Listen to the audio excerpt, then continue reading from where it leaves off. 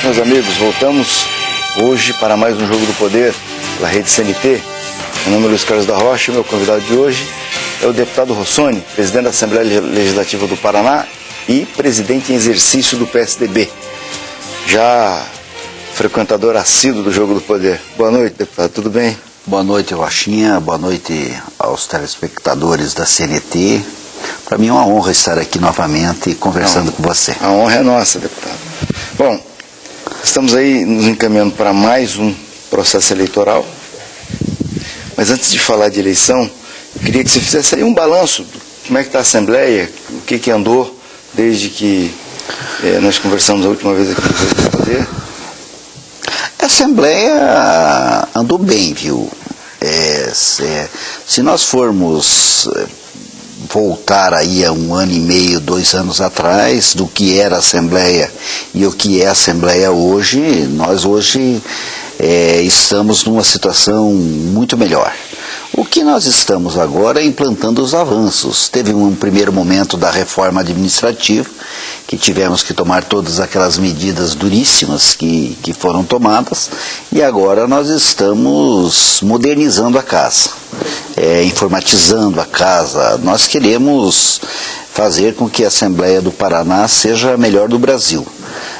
Na questão econômica e na transparência, eu acho que hoje nós não devemos a nenhuma casa legislativa. Nós estamos bem na frente. A maior prova disso não é a economia que a gente diz, mas na verdade do orçamento que nós temos. O ano passado nós devolvemos em torno de 90 milhões. Este ano nós devemos devolver em torno de 100 milhões de reais. Tudo isso fruto das medidas que foram tomadas. Deu muito problema, muita dificuldade. Você sabe que, principalmente no setor público, para você implantar as mudanças e as transformações que são necessárias, extremamente difícil. Mas eu contei com o apoio de grande maioria dos deputados, estavam cansados de estar nas páginas policiais, e agora eu acho que um dos grandes feitos desta mesa executiva foi tirar a Assembleia Legislativa das páginas policiais e colocar a Assembleia Legislativa nas páginas políticas, porque é o papel que nós temos que cumprir com a sociedade. Aquela distorção que havia entre funcionários concursados e funcionários de comissionados, isso foi superado? Como é que está isso hoje lá? Não, veja, nós temos hoje em torno de 459 efetivos e temos apenas 140 comissionados. O corte foi drástico na questão dos comissionados. E devido a isso é que nós conseguimos chegar ao ponto que nós chegamos. Poder ter uma Assembleia amplamente transparente. Nós temos lá o pregão eletrônico, que é todo dia acompanhado pelo próprio Tribunal de Contas. Nós fizemos uma sala ao lado do pregão, onde nós temos lá as licitações acompanhadas pelo Tribunal de Contas, fiscalizadas pelo Tribunal de Contas. Isso é bom porque facilita a administração da casa. E como é que ficou essas assessorias dos deputados? Você conseguiu estabelecer um equilíbrio naquela verba que tinha de gabinete para a contratação de... Como é que está o controle disso hoje na Assembleia? Não, nós dividimos em 2 setores a administração da casa. A administração dos gabinetes dos deputados é de responsabilidade de cada deputado. Não tem como o presidente administrar o gabinete do deputado. Isso é feito no Congresso Nacional, isso é feito no Senado da República. Quem nomeia os seus funcionários são os senadores, são os deputados federais. Aqui também não é diferente. Aqui quem nomeia os seus funcionários no gabinete são os deputados estaduais, e a responsabilidade de exigir o trabalho desses servidores são dos próprios deputados. Local de trabalho, cumprimento de horário. Isso. O que compete à administração da casa é o cumprimento e administração do setor administrativo da casa. Aí não, aí é com ponto digital, quem não trabalha é descontado do seu salário, tá estamos ainda, permanecemos naquela linha firme que propusemos a implantar na casa. Hoje não existe mais funcionários que recebem e não trabalham, porque hoje nós temos lá o ponto digital. Eu estou falando isso na administração da casa, porque o gabinete do parlamentar é totalmente diferente. Não há como o deputado está viajando, está com o seu motorista, está com o seu secretário, está em viagem, não tem como a pessoa estar presente na Assembleia. É uma vida diferente. É só quem conhece a vida de um parlamentar é que pode dizer. Eu até às vezes tenho questionado alguns repórteres políticos que eles deveriam acompanhar um final de semana de um parlamentar, para ver o que um parlamentar faz. Para você ter uma ideia, eu estou aqui de jaquetinha e em traje totalmente esportivo de tênis, porque eu cheguei há meia hora eu cheguei em Curitiba. Porque onde que eu estava? Eu estava no interior, aonde a gente tem vários candidatos a prefeitos, passando por essas cidades, conversando com os companheiros, que é a nossa vida. Diga uma coisa, você aparentemente a coisa realmente na Assembleia se acalmou um pouco. Graças a Deus. Em relação à produção dos parlamentares, o que você tem a dizer a respeito disso? Melhorou muito a produção dos parlamentares. Uma outra questão que hoje já se tornou comum, mas é um feito inquestionável dos deputados do Paraná, é a presença em plenário. Nós tínhamos uma dificuldade de proceder às votações, porque em determinados dias nós não tínhamos quórum. Hoje não, hoje nós nunca baixamos o quórum de 45, 50 parlamentares em plenário nas votações, porque o deputado que não comparecer ao plenário, ele sabe que terá o desconto no seu salário. Então, os deputados têm dado uma colaboração muito grande para esse novo momento da Assembleia. Prova disso que nós temos passado aí sem críticas e até sendo citado como uma das assembleias que primeiro implantou as mudanças que a população esperava. Bom, essa calmaria toda se refletiu na tua situação pessoal, porque você teve aí um episódio de um atentado. Como é que ficou aquilo? A polícia chegou a alguma conclusão na investigação? Aquilo foi esclarecido? Como é que está a tua situação pessoal agora? Olha, eu se tivesse me apegado às questões pessoais, às ameaças, aos telefonemas anônimos, ao que ocorreu no decorrer daquele período ali, principalmente nos primeiros 5, 6 meses, certamente eu não teria dado continuidade. Eu esqueci disso, eu toquei minha vida para frente, eu tinha uma meta na minha vida, Deus me deu a oportunidade de ser presidente da Assembleia, é uma honra ser presidente da Assembleia do Paraná, do meu estado, passar pela Assembleia e poder fazer esse trabalho que fizemos.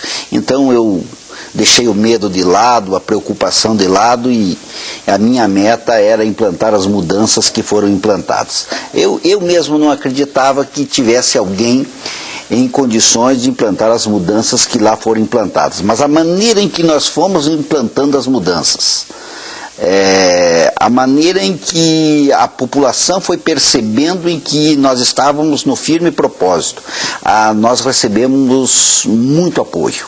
E esse apoio se transformou em coragem para que as mudanças fossem implantadas. Aquele episódio de atentado, assessores seus, né, foram num carro no interior. É um carro meu. Houve alguma investigação sobre aquilo? Chegou alguma conclusão? Estão investigando, mas não...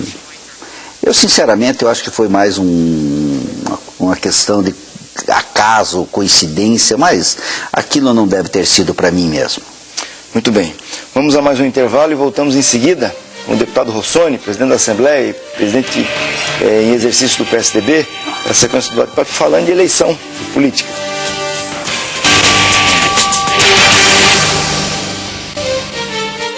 Voltamos ao Jogo do Poder para a sequência do bate-papo com o deputado Rossoni, presidente da Assembleia Legislativa e presidente em exercício do PSDB.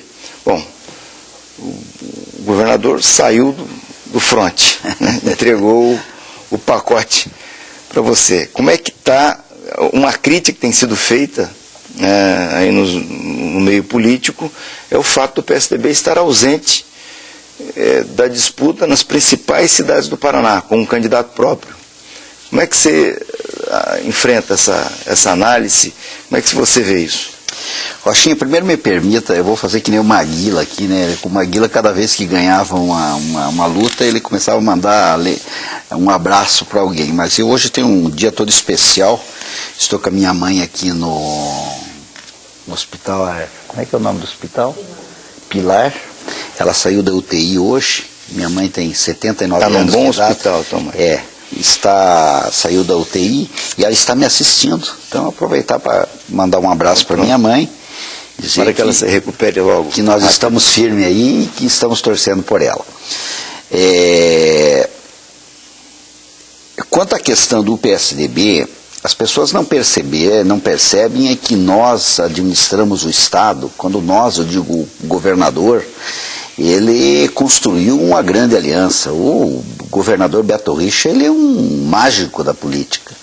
Ele conseguiu ter na Assembleia a maior bancada de apoio da história que um governador teve na Assembleia. Só não tem, na verdade, o apoio da bancada do PT e de um deputado do PMDB. O restante dos partidos, todos aliados. PV, PDT, todo mundo embarcado. Aliados apoiando as mudanças e as transformações que o governador e as metas que o governador prometeu aos paranaenses. E isso é um feito inédito. E isso também causa dificuldades nas eleições municipais. Então nós temos, por exemplo, Arapongas. Hoje nós apoiamos a candidatura do deputado Valdir Pugliese, que é uma história, é uma lenda da política do Paraná, um homem probo, é um senhor deputado, digo. E nós estamos numa aliança com o Valdir Pugliese, com o PSDB de vice. Nós estamos presentes em Arapongas na majoritária, mas estamos na vice. O mesmo está ocorrendo em Londrina e em outras cidades, porque nós estamos levando em conta... O PSDB está na vice de quem em Londrina? Do Marcelo Bellinati. Marcelo Bellinati.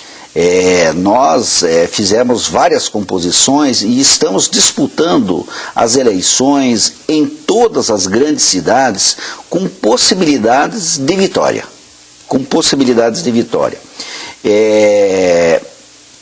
A eleição passada, nós disputamos as eleições, o PSDB disputou as eleições em 62 municípios. Sim. Nesta eleição, nós estamos disputando em 167 municípios com candidatos a prefeito e 130 candidatos a vice. Quer dizer, nós estamos em 300 municípios disputando a majoritária. E hoje não existe mais a possibilidade que existia há poucos anos atrás, que um prefeito, por exemplo, se elegia por o partido X e podia mudar para o partido Y sem perder o mandato. Porque se nós tivéssemos esta possibilidade, o PSDB certamente estaria hoje com mais de 200 prefeitos. Mas é bom que não possa mudar, porque a regra do jogo agora nós sabemos qual é, e o partido devagar está se estruturando novamente. Nós perdemos para o PMDB, quando o Requião governava, mais de 50 prefeitos do PSDB. Porque simplesmente o prefeito, para ajudar a sua cidade, mudava de partido e ia para o PMDB. Hoje não há mais essa possibilidade. Hoje só faz partido com organização. E é isso que nós estamos fazendo. Acho que o nosso crescimento nós somos o partido que mais prefeituras estamos disputando para prefeito e para vice. Pois é. Você falou aí que o governador Beto Richa montou uma base grande, muitos partidos, está só o PT fora disso. Mas mesmo no caso do PT, lá em Cornélio Procópio, há uma coligação do PT com o PSDB. Como é que fica o governador? Mas não é só em Cornélio Procópio. Antes que me pegue no pé aqui, em União da Vitória, nós temos uma aliança com o PT. Você quando tem uma causa em nome de uma cidade, e nós, na verdade, vivemos nessa partidarismo, né? Hoje, em União da Vitória, o PSDB é vice do PT. Porque nós temos lá... Cornélio Procópio também. Cornélio Procópio também. Como tem outras cidades que não tem aqui, as cidades onde o PT, em Guaratuba, por exemplo, o PT é vice do PSDB. Mas aí é uma questão da cidade, que as pessoas se unem, às vezes, para combater algo que é importante. Nós lá, por exemplo, em União da Vitória, nós não tínhamos possibilidade de disputar as eleições sozinhos. E hoje nós temos ampla possibilidade de vencer as eleições numa aliança com o PT. Essa foi uma questão colocada pelo Henrique Almeida aqui no Twitter. Mas ele coloca também o seguinte: como é que fica a situação do governador nesse caso? Você falou aí de Londrina. Londrina, o PSDB está na vista do Marcelo Bellinati. Mas tem o PDT, que tem candidato a prefeito, se ele não for linchado amanhã na Câmara de Vereadores, que é o Barbosa Neto. Não, mas nós lá já temos uma posição definida. O PSDB é vice do Marcelo Bellinati e o governador, e nós vamos apoiar a candidatura do Marcelo. Pois é, então naquelas situações em que o PSDB tem o vice ou coligado com, no caso da vice, com outro partido, mesmo que essa coligação seja contra um partido da base do PSDB, o governador vai no município fazer campanha para o PSDB. Cada caso é um caso. Isso vai ser estudado pelo partido, pelo próprio governador, e nós vamos analisar qual é a melhor situação. Hoje, na verdade, o grande eleitor do Paraná é o governador Beto Richa. A aprovação dele hoje... eu vi uma pesquisa ainda antes de ontem, no sudoeste do Paraná, beira aos 90%, 85%, 86%. Isso então não tem candidato a prefeito que não queira o apoio do governador. Então, isso é uma dificuldade que nós temos, mas vamos, junto com os partidos aliados, discutir caso a caso, e claro que tem as cidades que o governador, em especial, ele estará envolvido nas eleições. O Wellington pergunta aqui, qual é a tua expectativa em Colombo? A nossa candidata lá é a Beth Pavim, e nós, pelo menos acompanhando pelas pesquisas atuais, ela tem uma ampla vantagem e vai vencer as eleições. Bom, essa convivência do PSDB com esses partidos todos, que tipo de problema pode trazer para 2014? Porque você está dizendo que, no caso da eleição municipal, tolera-se, né, essas alianças aí. Mas tem 2014. O candidato do PSD, do PT, em Cornélio Procópio, em 2014, certamente vai estar apoiando a aliança do PT para o governo do Estado, porque a presidente Dilma vai ser candidata, vai para a reeleição. Provavelmente contra, se o Lula deixar, né? Provavelmente contra um candidato do PSDB. De qualquer maneira vai ter uma candidatura do PT, sim, provavelmente com alguém do PSDB. Né? O Aécio, se o Serra deixar. Né? Então, não é um pouco de criar a cobra, Rossani? Mas você também tem que respeitar as questões locais. Não tem como você intervir em tudo, e tem as questões locais que prevalecem, está acima dos partidos. As cidades mesmo de grande porte, de médio porte, nas pequenas, então, tem que ser respeitados os grupos políticos lá. Na hora da eleição, o que depende é do governo. Se nós continuarmos nesta forma de governar que o governador está implantando no Estado, eu não tenho nenhuma preocupação com o interior do Estado do Paraná. O governador Beto Richa terá a grande maioria dos prefeitos o apoiando se ele for candidato à reeleição. Muito bem, vamos a mais um intervalo rápido e voltamos em seguida para a sequência do bate-papo com o deputado Rossoni, Jogo do Poder de hoje. Voltamos para a sequência do Jogo do Poder pela Rede CNT, hoje conversando com o deputado Rossoni, presidente da Assembleia Legislativa e presidente em exercício do PSDB do Paraná. Bom, tem aqui no Twitter uma pergunta do Leonardo Costa, que é um tucano lá de São José dos Pinhais, da juventude do PSDB, que pergunta o que você acha da atitude do PDT do Paraná de tentar barrar o trabalho do GAECO. É que tem um projeto, né? Tem uma iniciativa uma medida judicial, alguma coisa do PDT para impedir que o GAECO continue utilizando as forças policiais no trabalho lá no Ministério Eu não sei Público. se é do PDT ou é do prefeito de Londrina, não tenho bem certeza disso. É do PDT. Olha, eu acho um equívoco. O trabalho que o GAECO faz para a sociedade paranaense é algo exemplar. Se não fosse o GAECO, imagina o que seria hoje de tantas investigações que eles têm feito nesse estado, principalmente em cima do dinheiro público. Então, eu não estou inteirado desse pormenor, eu acho um equívoco se algum partido está querendo intervir no trabalho do GAECO ou extinguir o GAECO. É a mesma coisa que tirar uma parte de quem cuida do bom procedimento e do cuidado com o dinheiro público. Bom, tem aqui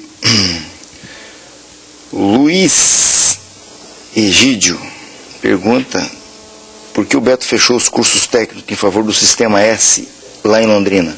Não. Você está por dentro disso? Não tenho conhecimento, mas o Luiz é meu assíduo tuiteiro e ele sempre está na contramão da história. Pode ter certeza que nenhuma medida o governador vai tomar para prejudicar, principalmente na área da educação, o nosso estado. O governador tem feito um esforço muito grande para dar todas as condições para que o ensino do Paraná seja o de melhor qualidade possível.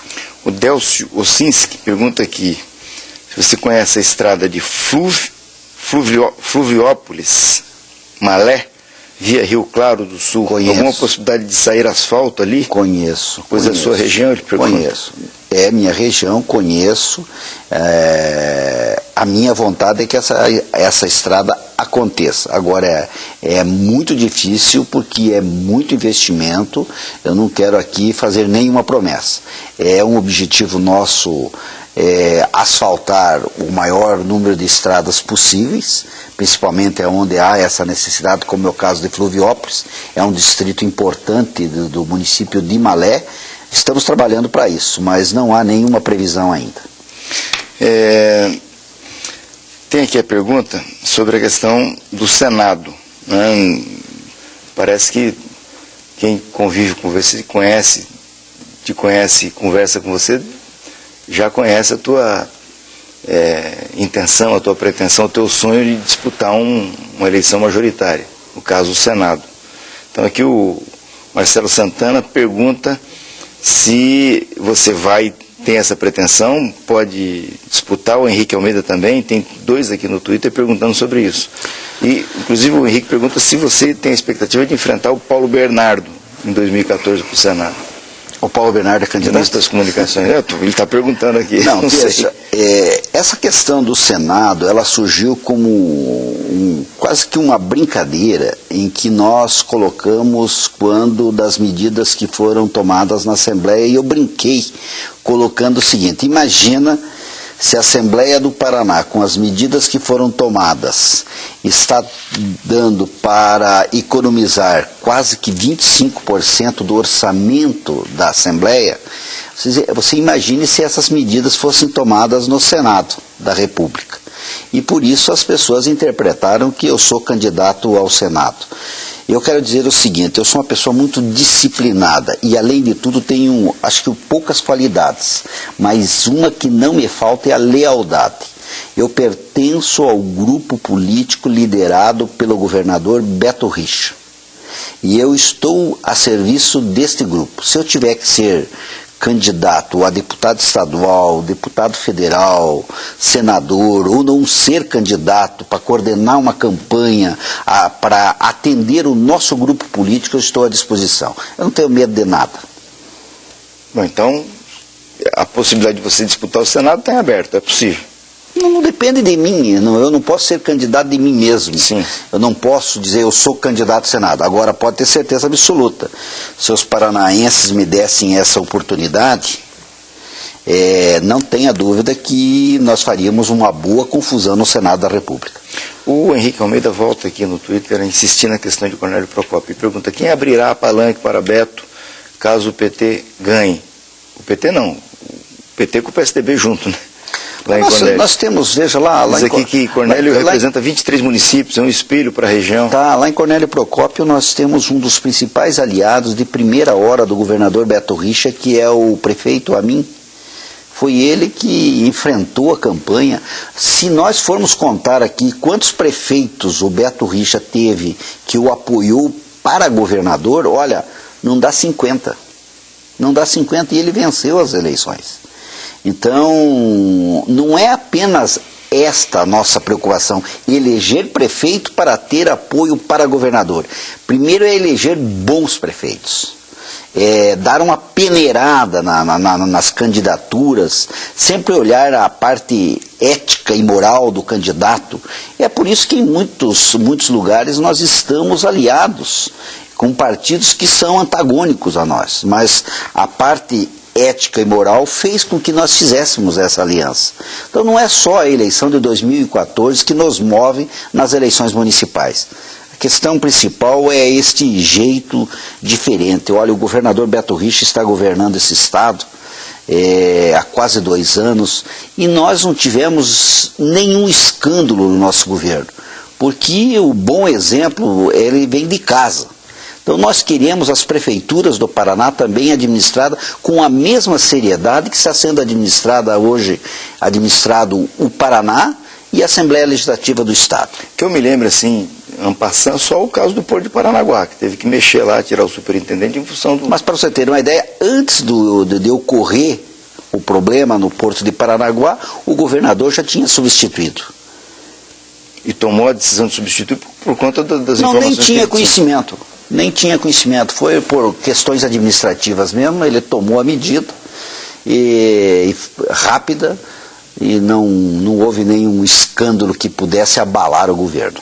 Agora, há também aí um argumento que eu pelo menos tenho me deparado muito com ele, dessa movimentação na área de segurança pública em Curitiba.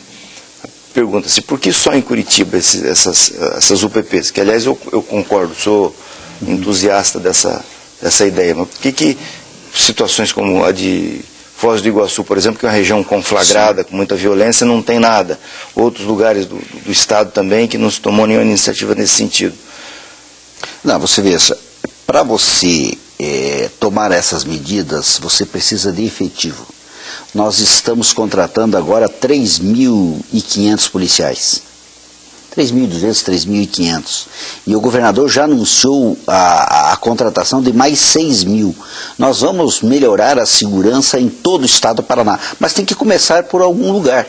E a situação mais crítica da segurança é Curitiba e região metropolitana.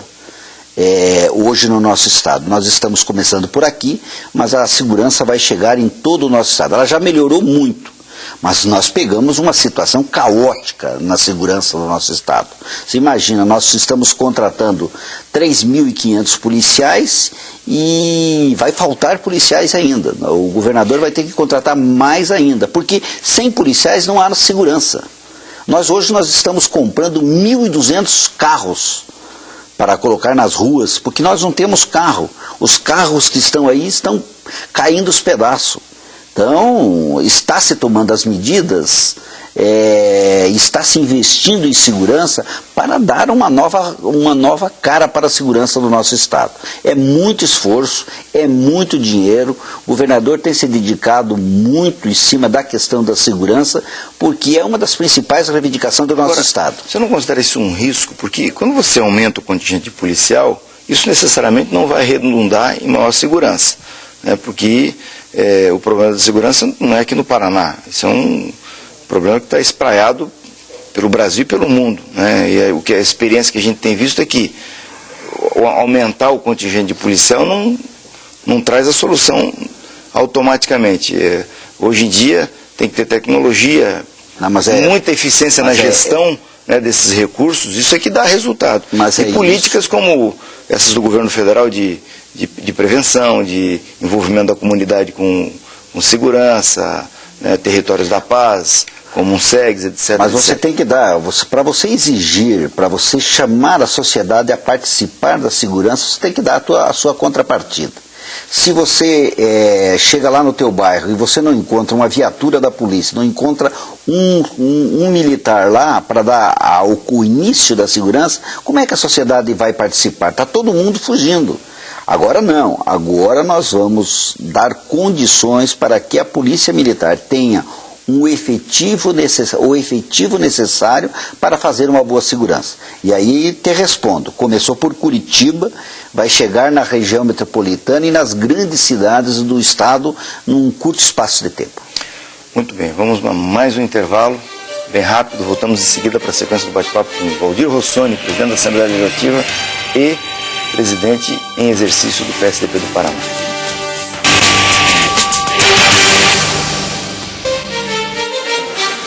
Voltamos aos estudos da Rede CNT para a sequência do bate-papo com o deputado Valdir Rossoni, líder do PSDB, presidente em exercício do PSDB e presidente da Assembleia Legislativa do Paraná.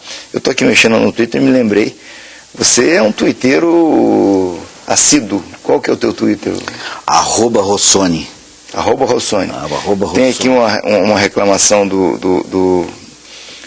um tuiteiro aqui que diz que você o bloqueou. Qual é o teu critério para bloquear tuiteiro?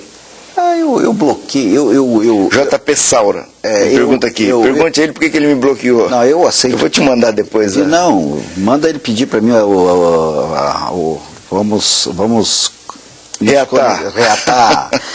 Mas sabe o seguinte, quando você sente que o tuiteiro é uma questão pessoal. Sim. É o seguinte, o cara não te dá uma contribuição. Ele é contra tudo.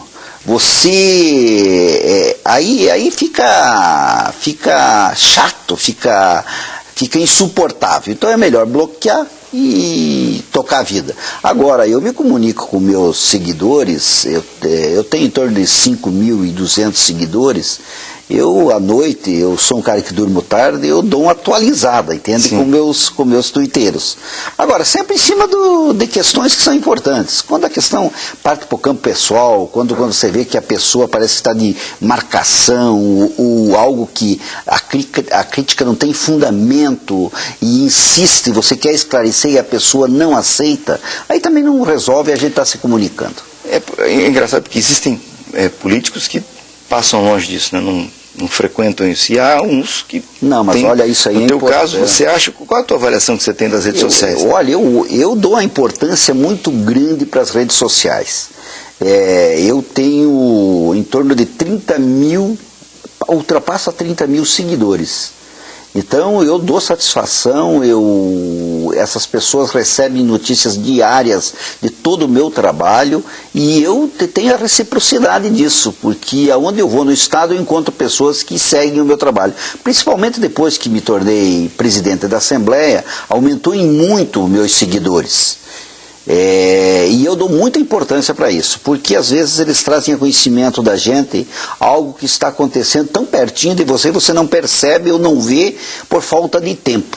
E aí te alerta e você vai verificar. E sempre contribui para que a gente exerça a nossa função com mais profundidade. O Lerguino Pinto pergunta aqui como é que está a situação do teu filho. Ele foi cassado, como é que está sendo tratado isso, em que pé que está essa situação?